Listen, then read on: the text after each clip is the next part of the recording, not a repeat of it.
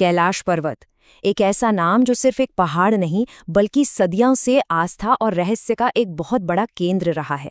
तो आज हम इसी रहस्य की परतों को खोलने की कोशिश करेंगे और ये जानेंगे कि आखिर ऐसी क्या बात है कि इस पर्वत पर आज तक कोई चढ़ाई नहीं कर पाया। तो सवाल बहुत सीधा सा है और मजेदार भी। देखिए, दुनिया की सबसे ऊंची चोटी कौन सी है? माउंट एवरेस्ट है ना। उस पर तो हजारों लोग चढ़ चुके हैं।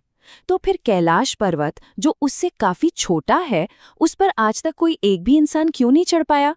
बस यही एक सवाल है जो इंटरनेट पर न जाने कितनी कहानियों और थ्योरीज को हवा देता है। और इंटरनेट पर तो दावों की बाढ़ आई हुई है। कुछ लोग कहते हैं कि कैलाश के पास पहुंचते ही समय इतनी तेजी से भागता है कि घंटों में ही इंसान की उम्र सालों बढ़ जाती है। कोई कहता है कि ये कोई पहाड़ नहीं बल्कि इंसानों का बनाया हुआ एक खोखला पिरामिड है। और कुछ का तो ये भी मानना है कि वहां कोई अनदेखी शक्ति है, कोई एनर्जी है जो किसी को भी ऊपर चढ़ने ही नहीं देती। अच्छा, इन सब वायरल दावों की सच्चाई में जाने से पहले ये समझना बहुत जरूरी है कि आखिर कैलाश पर्वत को इतना पवित्र, इतना खास माना क्यों जाता है। कैलाश की सबसे बड़ी खासियत उसकी आध्यात्मिक अहमियत है। ये सिर्फ एक धर्म की बात नहीं है, बल्कि चार बड़े धर्म, हिंदू, बौद्ध, जैन और बौन, इसे अपना सबसे पवित्र केंद्र मानते हैं। और हर धर्म की अपनी गहरी मान्यताएं इससे जुड़ी हुई हैं। और इसी पर्वत के पास प्रकृति का एक और कमाल देखने को मिलता है। यहाँ 2 झीलें हैं, एकदम अगल-बगल, लेकिन दोनों एक दूसरे से बिल्कुल जुदा हैं। इन दोनों झीलों का फर्क सच में हैरान करने वाला है। एक तरफ है मानसरोवर झील, जिसका पानी एकदम मीठा है। इसे जीवन का स्रोत और देवताओं की झील कहा जाता है। और ठीक बिल्कुल उसके बगल में है राक्षस ताल, जिसका पानी खारा है, जिसके आसपास कोई पेड़ पौधा नहीं उगता। इसे राक्षस की झील कहते हैं। सोचिए, एक ही जगह पर यह विरोधाभास इस जगह के रहस्य को और भी गहरा बना देता है। तो चलिए अब वापस आते हैं उन वायरल दावों पर। उनकी पड़ताल करते हैं और देखते हैं कि इन सनसनीखेज कहानियों में आखिर सच्चाई कितनी है और कितना है मिथक। तो सबसे पहले सबसे मशहूर दावे की बात करते हैं। क्या ये सच है कि कैलाश के पास समय की रफ्तार बदल जाती है? ये दावा आया कहाँ से? इसके पीछे है एक रूसी डॉक्टर अर्नस्ट मुल्दाशिव। अब यहाँ एक बात पर गौर करना जरूरी है, वो एक नेत्र सर्जन थे, कोई फिजिसिस्ट नहीं। और उनकी दूसरी मान्यताएं भी, कहना पड़ेगा, थोड़ी अजीब थीं, जैसे कि वो जल परियों और वैम्पायर्स के होने में भी यकीन करते थे। तो असलियत क्या है? देखिए, आज तक किसी भी साइंटिफिक स्टडी में, किसी भी वैज्ञानिक संस्था को वहां किसी भी तरह के असामान्य टाइम, ग्रेविटी या मैग्नेटिक फोर्स का कोई सबूत नहीं मिला है। और वो जो कहानी है ना साइबेरिया के पर्वतारोहियों की, जो एकदम से बूढ़े हो गए, वो कहानी पूरी तरह से मनगढ़ंत है। अच्छा, अब एक और बड़ा मजेदार दावा है।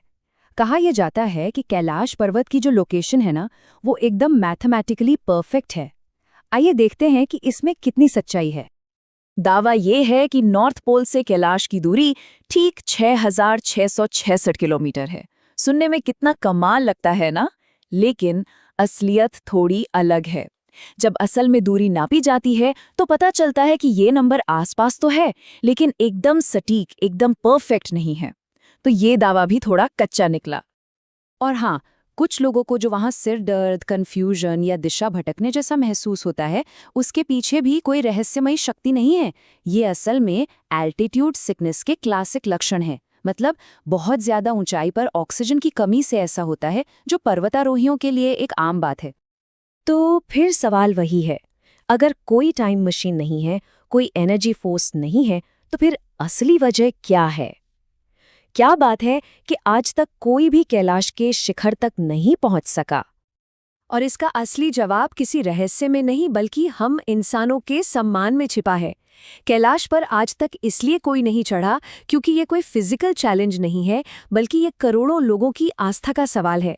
और उस आस्था का सम्मान करते हुए इस पे न चढ़ने का एक सामूहिक फैसला लिया गया है। दुनिया की सबसे महान पर्वतारोहियों में से एक रेनहोल्ड मेस्नर ने इस भावना को बहुत खूबसूरती से समझाया। 1985 में उन्हें इस पर चढ़ने का ऑफर मिला, लेकिन उन्होंने ये कहते हुए मना कर दिया कि अगर हम इस पर्वत को जीतते हैं तो हम लोगों की आत्मा को जीत लेंगे। उन्होंने कहा कि ये कोई मुश्किल चढ़ाई नहीं है, इससे कहीं ज्यादा मुश्किल पहाड़ है। और देखिए, ये सिर्फ रेनहोल्ड मेसना की निजी सोच नहीं थी। इसका एक बड़ा सबूत मिला 2001 में। हुआ ये कि एक स्पेनिश टीम को चढ़ाई का परमिट मिल गया, और जैसे ही ये खबर फैली, पूरी दुनिया में जबरदस्त हंगामा मच गया। इतना ज्यादा विरोध हुआ, इतना दबाव बना कि आखिरकार चीनी सरकार को झुकना पड़ा और उन्होंने कैलाश पर चढ़ाई करने पर हमेशा हमेशा के लिए बैन लगा दिया।